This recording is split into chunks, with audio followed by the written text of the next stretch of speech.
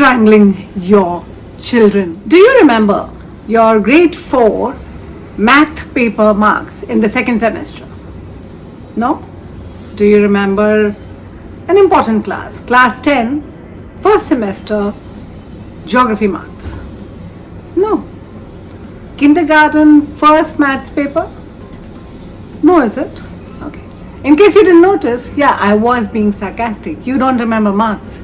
And yet, you strangle your children with your expectations of marks. It breaks my heart to see all the kids around me going crazy because their parents are so stressed and they pass on their stress to the kids for getting marks, for getting into a particular college, for getting into a particular school.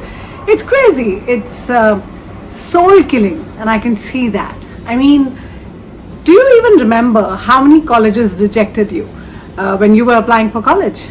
I doubt. Chances are, if you are a grown adult, say 25 or 30 years old, you've been through school, you finished college, you got into some sort of occupation or something of purpose, and you've made something of your life or are on the way. You have no idea what marks you had in 12, 15, 18 years, 20 years of study. And yet, at that time, it feels like life and death. I think we pay far too much attention to things like marks and less attention to what we really need to do in our life. Stop strangling your children. It drives me nuts to see the kind of pressure around me that I see on little kids. I think it's more important for you to make them understand or make them find out what they're here to do.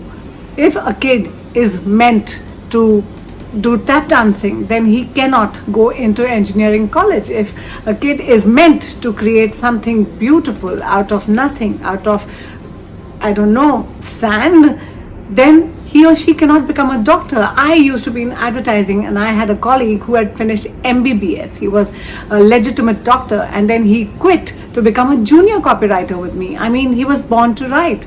That's what people do. It's crazy. In a span of 90 or 100 years of our lives, 1 year here and there, it's not going to make a difference. Which college you passed out from, it's not going to make a difference. If you get into college and you realize that you were not meant for biology, you were meant for English after a year. If you quit biology and take up English, it's absolutely fine. In a span of 90 years, that 1 year is not going to matter. So parents, get off your children's backs. Please give them more freedom. Give them wings to fly, to at least open their eyes to what other options they have in their lives.